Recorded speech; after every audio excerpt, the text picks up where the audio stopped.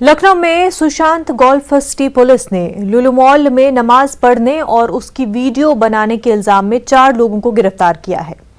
गिरफ्तार मुलजिमीन लखीमपुर, सीतापुर और लखनऊ के रहने वाले हैं। वज़ीर आला योगी आदित्यनाथ ने इंतजामिया को ऐसे अनासिर के खिलाफ सख्त कार्रवाई करने की हिदायत दी है।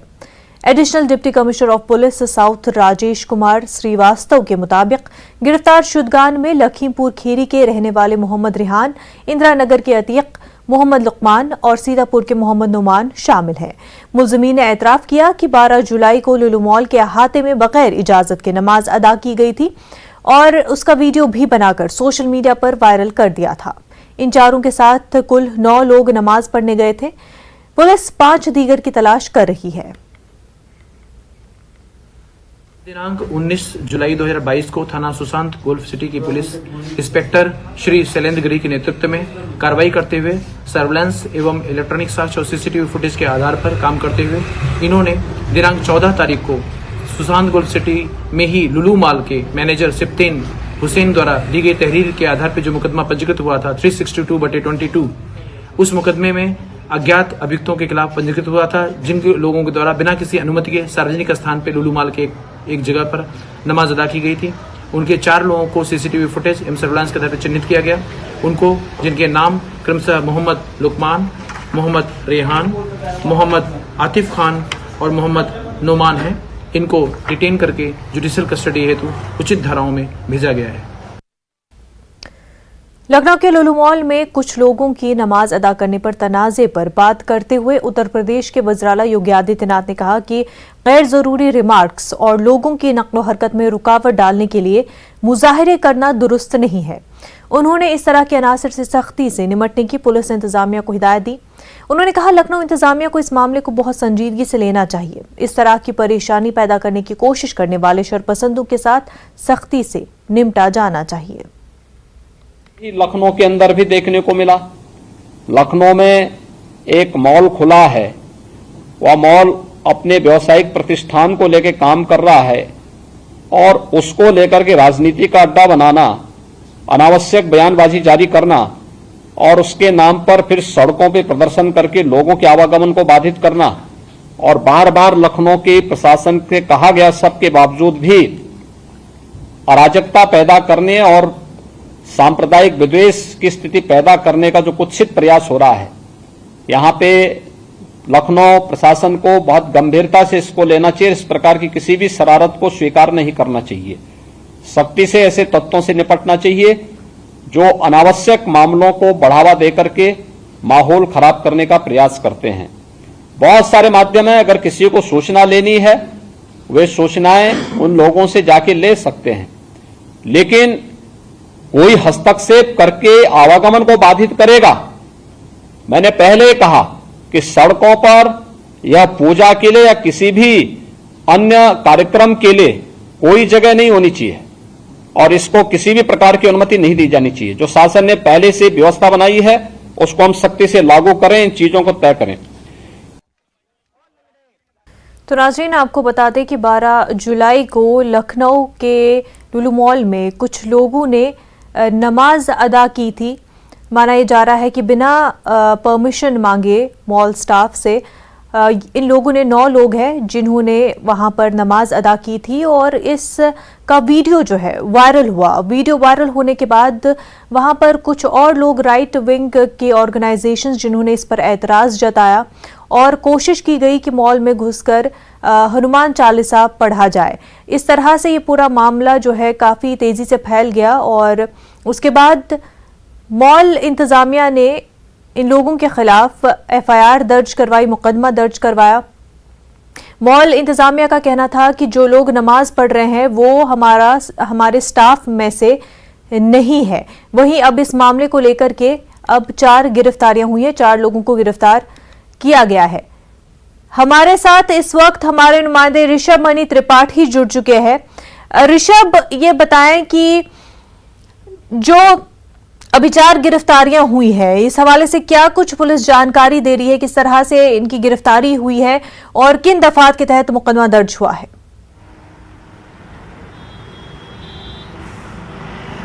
देखिए, उत्तर प्रदेश में सार्वजनिक स्थानों पर किसी भी प्रकार की धार्मिक गतिविधि करने पर रोक लगी हुई है। उसी को लेकर के लुलु मॉल के मैनेजर सिब्तैन खान की ओर से ये एक FIR दर्ज कराई गई थी सुशांत गोल्फ सिटी में, जब 13 तारीख को एक वीडियो वायरल हुआ था कि मॉल के अंदर 8-9 लोगों ने नमाज पढ़ी है। उसी आरोप में पुलिस ने 4 युवकों को गिरफ्तार किया है, जिसमें रेहान है, आतिफ है, लुकमान है और नोमान है। लुकमान नोमान दोनों सगे भाई बताए जाते हैं। मैंने खुद उनसे बात की थी, न्यूज़ 18 ने बात की थी। आरोपियों के विजुअल्स भी एक्सक्लूसिव न्यूज़ 18 पर है। नोमान से मैंने पूछा था तो उन्होंने कहा था कि हमसे गलती हो गई थी। वो ये इशारा देने की कोशिश कर रहे थे कि कोई साजिश के तहत वो वहाँ नहीं पहुँचे थे, वो वहाँ पर गए थे और उन्होंने नमाज़ पढ़ी है, ये उनकी गलती ज़रूर है। जब मैंने उनसे पूछा कि आप जिस दिशा में मुँह करके बैठे हुए थे, क्या वो दिशा सही थी, तो उन्होंने ये भी कहा कि हाँ, मैं सही दिशा में था। तो ये तो हो गई आरोपियों की बात। पुलिस ने अभी तक सिर्फ ऑफिशियल स्टेटमेंट जारी किया, इतना ही कहा है कि जो 13 तारीख को वीडियो वायरल हुआ था, 14 की उसकी FIR हुई थी, उसमें 4 आरोपियों को गिरफ्तार किया है। इससे ज़्यादा डिटेल अभी पुलिस की ओर से नहीं दी गई है। लेकिन जो सोर्सेज हमें बता रहे हैं, ये चारों आरोपी जिन कुछ मदरसों के छात्र हैं और मदरसे में पढ़ाने वाले भी हैं। तो अभी कोई इनका हाई प्रोफाइल मामला सामने नहीं आ रहा है और ये बात भी अभी पुष्टि नहीं हो पा रही है कि क्या ये किसी साजिश के तहत गए थे। अभी तक की जो जानकारी है वो यही है कि ये रूटीन में जैसे नमाज पढ़ते थे वैसे ही इन्होंने वहाँ पर नमाज पढ़ी। इनको इस बात का इल्म नहीं था कि वहाँ पर नमाज नहीं पढ़ना चाहिए।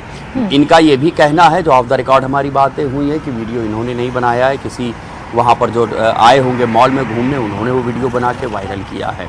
जी, फिलहाल 4 लोगों को जेल भेज दिया गया है।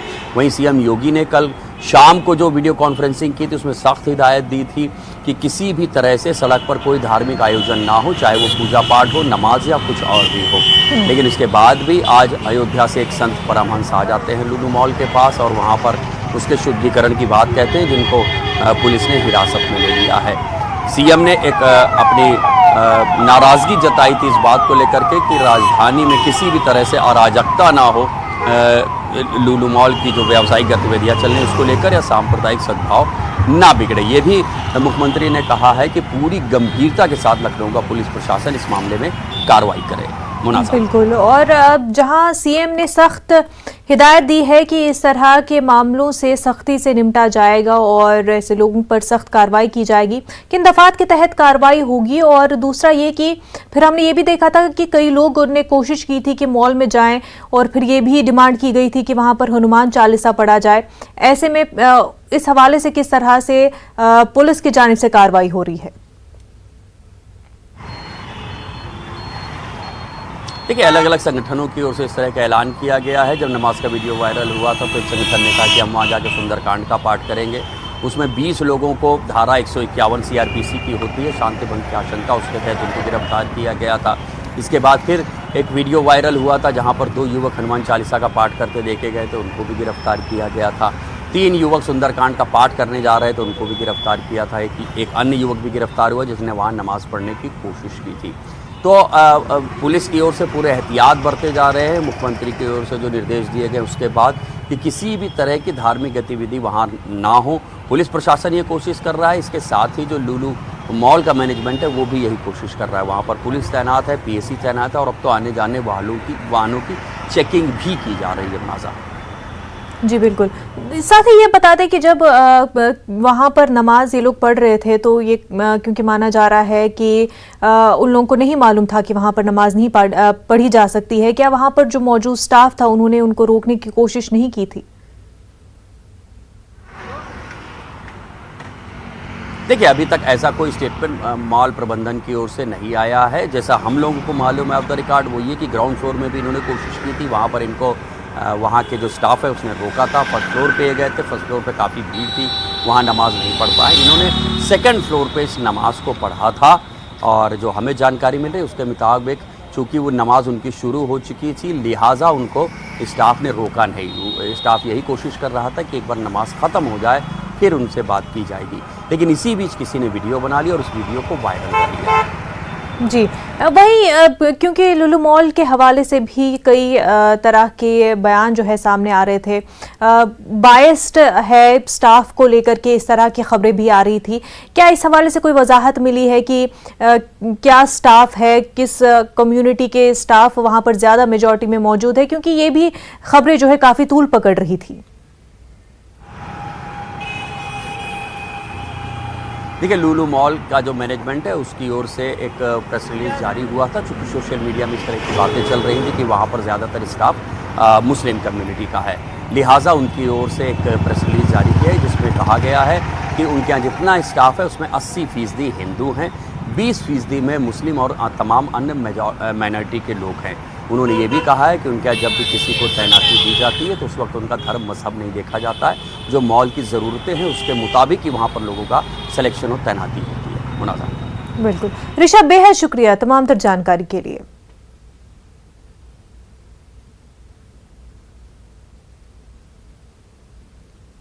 आगे बढ़ते हैं। तौहीन रिसालत मामले में बीजेपी की मुअत्तल लीडर नुपुर शर्मा ने उनके खिलाफ दर्ज एफआईआर के सिलसिले में एक बार फिर सुप्रीम कोर्ट से रुजू किया। उनकी अर्जी पर आज सुप्रीम कोर्ट में समाअत हुई। नुपुर शर्मा को बड़ी राहत देते हुए सुप्रीम कोर्ट ने अगली समाअत तक तमाम रियासतों में नुपुर की गिरफ्तारी पर अबूरी रोक लगा दी है। सुप्रीम कोर्ट ने इस मामले में मरकज और रियासतों को नोटिस जारी किया है। अगली समाअत 10 अगस्त को होगी। फैसला सुनाते हुए बेंच ने दरख्वास्त गुजार के कत्ल के वायरल होने वाले सलमान चिश्ती के बयान का भी नोटिस लिया है।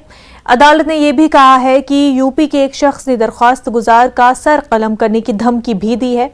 सुप्रीम कोर्ट ने हिदायत दी कि नुपुर शर्मा के खिलाफ कोई जबरदस्ती कार्रवाई न की जाए।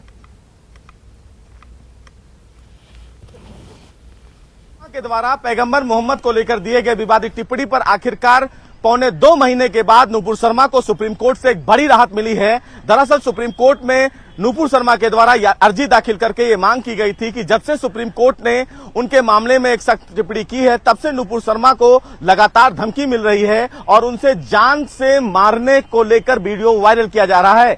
आज इस पूरे मामले पर सुनवाई के दौरान नुपुर शर्मा की तरफ से पेश वकील मनिंदर सिंह की तरफ से यह कहा गया कि नुपुर शर्मा को मारने के लिए वीडियो वायरल किया जा रहा है और अगर वो संबंधित हाई कोर्ट में या संबंधित पुलिस के लिए इन्वेस्टिगेशन को वो जाती है तो उनकी जान को खतरा और बढ़ सकता है। बहरहाल सुप्रीम कोर्ट ने इस पूरे मामले में गंभीरता को देखते हुए ये कहा कि आखिर उनके द्वारा दिए गए बयान के बाद उनको ये नहीं पता था कि ये मामला इतना बढ़ जाएगा। बहरहाल सुप्रीम कोर्ट ने इस पूरे मामले में नुपुर शर्मा को एक बड़ी राहत देते हुए 10 अगस्त तक गिरफ्तारी पर रोक लगा दिया है। सुप्रीम कोर्ट ने अपने आदेश में कहा है कि इस पूरे मामले की अगली सुनवाई तक किसी भी राज्य की पुलिस नुपुर शर्मा को गिरफ्तार नहीं करेगी। आपको बता दें कि नुपुर शर्मा ने यह भी कहा था कि उनके खिलाफ अलग अलग राज्यों में जो एफआईआर दर्ज हैं उनका ट्रांसफर करके दिल्ली हाईकोर्ट कर दिया जाए, लेकिन इस पूरे मामले में सुप्रीम कोर्ट ने किसी भी तरह से कोई आदेश अभी जारी नहीं किया है। लेकिन सुप्रीम कोर्ट ने नुपुर शर्मा को लेकर जो सलमान चिश्ती नाम के व्यक्ति का वीडियो वायरल हुआ है और उत्तर प्रदेश के एक व्यक्ति का वीडियो वायरल हुआ है, उससे संबंधित मामले पर यूपी, दिल्ली और केंद्र सरकार को नोटिस जारी कर जवाब तलब किया है। वहीं सुप्रीम कोर्ट ने नुपुर शर्मा को एक बड़ी राहत देते हुए 10 अगस्त के लिए मामले की सुनवाई मुकर्रर की है। कैमरामैन प्रहलाद के साथ सुशील पांडे, न्यूज़ 18 दिल्ली।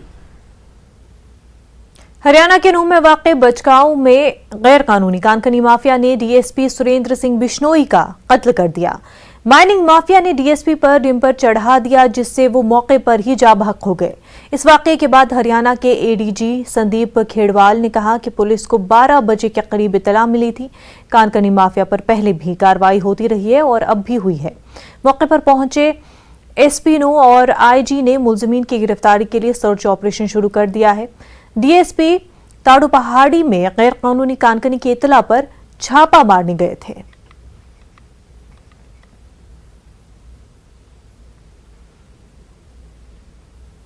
12:10 पर ये घटना हुआ था। शायद डीएसपी साहब को ये सूचना मिला यहाँ इलीगल माइनिंग हो रही, फिर वो अचानक चेकिंग के लिए आया। फिर उनको गाड़ी यहाँ रोक कर वो चले गया वो गाड़ी देखने के लिए, और इसका टाइम में पीछे से एक डंपर आया। डंपर आकर अनलोडिंग करता हुआ इसको टक्कर मारता हुआ आगे निकल गया। एक ड्राइवर गनमैन, उनका कुछ नहीं, रेडर भी थे, 3 लोग हैं। हाँ, वो बोल रहे 31 अक्टूबर को रिटायर होने वाला, इनका नाम सुरेंद्र जी। नहीं, फोर्स लेने के लिए उनके पास शायद वक्त नहीं होगा, अचानक इसके पास सूचना होगा कोई मुखबरी का, वो फटाफट मौका के लिए रवाना हो गया। यह अचानक घटना हुआ। हरियाणा के वजीर कानकनी मूलचंद शर्मा ने डीएसपी के कातलों के खिलाफ सख्त कार्रवाई की यकीन दहानी कराई है। के लोग जो तावड़ू थाने के अंदर आते हैं, इस तरह की जो घटना हुई है, डीएसपी को अपनी जान गंवानी पड़ी और डीएसपी को शहादत देनी पड़ी। डीएसपी ने अपनी टीम के साथ मौके पर गए। ये लोग माफिया नहीं है, चोर हैं। ये लोग क्या है कि यहाँ से भरा रात में दिन में बेखौफ होकर भरते। इनके खिलाफ सैकड़ों एफआईआर हुई है और इनके खिलाफ एफआईआर करके इनके खिलाफ हमने डंपर जेसीबी इनके बंद किए हैं। ऐसे खिलाफ कार्रवाई हमने की है और कार्रवाई ऐसे क्या करेंगे पर आप प्रदेश के मुख्यमंत्री मनोहर लाल जी पर और प्रदेश सरकार पर भरोसा रखिए, हम इनके खिलाफ सख्ती के साथ कार्रवाई करेंगे। नहीं, बिल्कुल परिवार के लिए भी, सामने परिवार के लिए जो भी मुख्यमंत्री आने वाले हैं और शाम को जो भी होगा उस परिवार, हाँ हमने से बात हुई है, तो जो भी होगा परिवार के हित में वो करेंगे। काफी देर से खनन हो रहा था। नहीं, ये माइनिंग का इलाका नहीं है, मैं आपकी जानकारी दे रहा हूँ। ये माइनिंग का इलाका नहीं है, ये फॉरेस्ट की जोन है। हरियाणा के वज़ीर दाखिला अनिल विज ने डीएसपी कत्ल मामले में हर मुमकिन कार्रवाई की यकीन दहानी कराई है। प्रेस कॉन्फ्रेंस करते हुए अनिल विज ने मकतूल डीएसपी के वर्सा के लिए मुआवजे का ऐलान किया। वहाँ पे पुलिस है और अब सारी पुलिस वहाँ पे पहुँच रही है और पूरा चारों तरफ से हम किसी को बख्शेंगे। डीजीपी साहब वहाँ से नजदीक ही हैं, वो पूरी स्थिति पर नजर रखने, वो सारी स्थिति की हम जानकारी ले रहे हैं और जल्दी जानकारी लगता नहीं कि नहीं, बिल्कुल हमने सख्ती कर रखी है और सख्ती करेंगे। सुरेंद्र सिंह के परिवार को किस तरह से सरकार कंपनसेट करेगी, क्योंकि एक अभी नहीं, परिवार को तो जो सरकार की पॉलिसी है उसके तहत ही, एक तो जिस बैंक से पुलिस विभाग से सैलरीज दी जाती हैं वो 50 लाख रुपया तो वो बैंक देता है और 50 लाख रुपया सरकार देगी, 1 करोड़ रुपया इसको मिलेगी। ओपोजिशन ने हरियाणा में लॉ एंड ऑर्डर की बिगड़ती सूरत हाल पर हरियाणा की खट्टर हुकूमत को निशाना बनाया है। हरियाणा में अवैध माइनिंग का धंधा बढ़ता जा रहा है। अवैध माइनिंग करने वाले तो हौसले यहाँ तक बढ़ गए कि डीएसपी के ऊपर अब बम्पर चढ़ाने लगे। बहुत खेद का विषय है, इस घटना की मैं निंदा भी करता हूँ, परंतु हरियाणा सरकार से पूछना चाहता हूँ, 2018 में सीएजी ने रिपोर्ट दी थी कि 5000 करोड़ रुपए का घोटाला है, जो माइनिंग का पैसा माइनिंग में जमा नहीं हो रहा। जितने हरियाणा के अंदर टेंडर निकलते हैं, चाहे वो केंद्र सरकार के टेंडर हो चाहे वो हरियाणा सरकार के टेंडर, माइनिंग का पैसा अलग से जमा होना चाहिए। आज 50,000 करोड़ रुपए कम से कम मुख्यमंत्री कार्यालय या मंत्रियों के कार्यालय के निर्देश पे हरियाणा सरकार के चुराए जा रहे हैं। जो पैसा हरियाणा सरकार के राजस्व के अंदर जमा होना चाहिए था, वो ठेकेदार और लीडर मिलके खा रहे हैं। क्यों नहीं हरियाणा सरकार उनके ऊपर कार्रवाई करती? नूह में जो एक डीएसपी का खनन माफिया ने जो मर्डर किया है, बड़ी दर्दनाक और शर्मनाक घटना है और प्रदेश के लिए एक अलार्मिंग वो है कि जो कानून व्यवस्था हमारी कहाँ पहुंच गई। आज न विधायक अपने आप में सुरक्षित महसूस करें, उनको भी पीछे धमकियां मिली थी, हम राज्यपाल जी को मिले थे, दिया था, न पुलिस अपने आप में सुरक्षित है महसूस कर रही है। तो आम आदमी कैसे अपने आप को सुरक्षित महसूस कर सकता है? आज परिस्थिति ये हुई है हरियाणा में, कानून व्यवस्था बिल्कुल चरमरा गई है, हर व्यक्ति अपने आप को असुरक्षित महसूस कर रहा है। शुरू में जिस प्रकार से एक डीएसपी हमारे जो नौजवान साथी हैं उनको माइनिंग माफिया ने कत्ल कर दिया, दर्दनाक हत्या उनकी कर दी, इसके बाद मुख्यमंत्री जी को और गृह मंत्री जी को चुल्लू भर पानी में डूबकर मर जाना चाहिए। क्या आप ये नहीं जानते खट्टर साहब कि माइनिंग माफिया यमुनानगर से लेकर नूह और मेवात तक सर चढ़कर हरियाणा के खजाने को लूट रहा है, हरियाणा के खनिजों को लूट रहा है। खट्टर सरकार आंख बंद करे क्यों बैठी है? इससे साफ है कि यहाँ दाल में काला नहीं, पूरी दाल काली है। इस वक्त हमारे साथ हमारे नुमाइंदे धर्मवीर शर्मा जुड़ चुके हैं। धर्मवीर, यह बताएं कि एक बड़ा सवाल जो सभी पूछ रहे हैं कि क्या हरियाणा में माफिया के हौसले इतने बुलंद और लॉ एंड ऑर्डर की सिचुएशन इतनी खराब कि डीएसपी को कत्ल कर देते हैं दिन दहाड़े?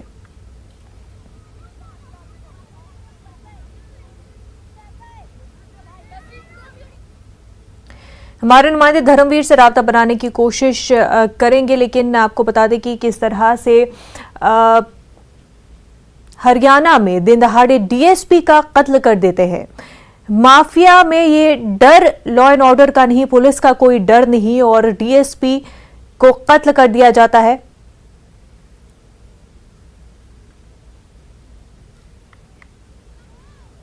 आपको बता दें वहीं ऑपोजिशन इस पूरे मामले को लेकर के हरियाणा सरकार पर तनकीद कर रही है, हमला बोल रही है, और ऑपोजिशन का कहना है कि हरियाणा में लॉ एंड ऑर्डर की सूरत हाल बिगड़ चुकी है। हुकूमत को निशाना बनाया जा रहा है कि इस हुकूमत में, खट्टर हुकूमत में, क्या हरियाणा की ये सूरत हाल है जहां पर डीएसपी को खुलेआम मारा जा रहा है, जहां पर डीएसपी को कोई सिक्योरिटी नहीं मिल पाई, जहां पर डीएसपी का कोई खौफ नहीं माफिया में। तो ऐसे में आम लोग खुद को सिक्योर कैसे महसूस करेंगे, आम लोग खुद को सेफ कैसे महसूस करेंगे जब एक डीएसपी को कत्ल किया जा सकता है? तो आम लोगों की क्या। धर्मवीर हमारे साथ जुड़ चुके हैं, धर्मवीर से ही जानेंगे कि धर्मवीर, लगातार ऑपोजिशन भी हमलावर हो रही है हरियाणा सरकार पर कि ये सिचुएशन जो इस वक्त हरियाणा में है लॉ एंड ऑर्डर की, ऐसे में जब डीएसपी को मारा जा सकता है तो आम लोग कैसे सेफ हो सकते हैं? बिल्कुल, देखिए अपने आप में बड़ी घटना है कि एक डीएसपी स्तर के अधिकारी को एक तरह से उसकी हत्या कर दी जाती है और उसके बाद हत्यारे फरार भी हो जाते हैं। अपने आप में बड़ी घटना और अपने आप में सरकार और प्रशासन के ऊपर सवाल भी उठाती है, क्योंकि सुप्रीम कोर्ट के आदेशों के बावजूद यहाँ पर अरावली में जिस तरह से खनन हो रहा है, इसके ऊपर स्वाभाविक सी बात है काफी सवाल उठ रहे हैं। ये जो आप पहाड़ देख रहे हैं, यहीं पर यह अवैध खनन जो है किया गया था, और इस खनन को ही के बाद जब यहाँ से लेकर के जब ये लोग जा रहे थे तभी डीएसपी जो है वो उनको रोकने के लिए यहाँ पहुंचे थे, लेकिन उसके बाद डंपर चालक ने उनके ऊपर डंपर चढ़ा दिया। आप ये जो जगह देख रहे हैं, आप देखिए किस तरह से अरावली के इस पहाड़ को काटा गया है। इस पहाड़ से पत्थरों को ले जाया जाता है, अलग अलग जगहों पर इन पत्थरों को ले जाया जाता है। जब डीएसपी यहाँ पहुंचे मौके पर तो इस एरिया से जो पत्थर थे, उन पत्थरों से भरा हुआ जो डंपर है वो इस रास्ते से वापस आता है, क्योंकि इस रास्ते पर ही डीएसपी जो है अपने साथियों के साथ मौजूद थे। लेकिन जैसे ही डीएसपी यहाँ पर मौजूद होते हुए जब गाड़ी उसको रोकने की कोशिश करता है तो डीएसपी के ऊपर डंपर चालक ने डंपर चढ़ा दिया और उसे मौत के घाट उतार दिया। ये जो ब्लड पड़ा हुआ है ये अपने आप में बता रहा है कि यहाँ पर डीएसपी को रोंदा गया था, और उसके बाद जो डंपर चालक था वो इस रास्ते से फरार हो गया। ये जो पत्थर देख रहे हैं, ये डंपर चालक ने चलते डंपर से इन पत्थरों को नीचे गिरा दिया ताकि जो डीएसपी की गाड़ी है वो कम से कम उसका पीछा ना कर सके, और इसी रास्ते से ऊपर पहाड़ से होते हुए जो डंपर चालक था वो फरार हो गया। लेकिन उसके बाद लगातार जो मेवात पुलिस है वो लगातार कोशिश कर रही थी कि डंपर चालक को पकड़ा जा सके। अभी जो लेटेस्ट जो ब्रेकिंग है वो यही है कि डंपर जो चालक था उसकी पहचान कर ली गई, और जब उसके साथ अब कुछ देर पहले ही मेवात पुलिस की जो क्राइम ब्रांच है उसके साथ मुठभेड़ हुई है, और इस मुठभेड़ में जो डंपर चालक था उसको गोली लगी है और उसे अस्पताल में ले जाया गया है। फिलहाल उसकी स्थिति कैसी है ये अभी स्पष्ट नहीं है, लेकिन मुठभेड़ हुई है। इस मुठभेड़ के दौरान ही जो डंपर चालक था जिसके ऊपर डीएसपी को चलने कर हत्या करने का आरोप है, उसको गोली लगी है, उसको एक सरकारी अस्पताल में इलाज के लिए ले जाया गया है। बेहद शुक्रिया तमाम तर जानकारी के लिए। तो नाजरीन, न्यूज़ एट 5 में फिलहाल इतना ही, हमें दीजिए इजाजत, आदाब।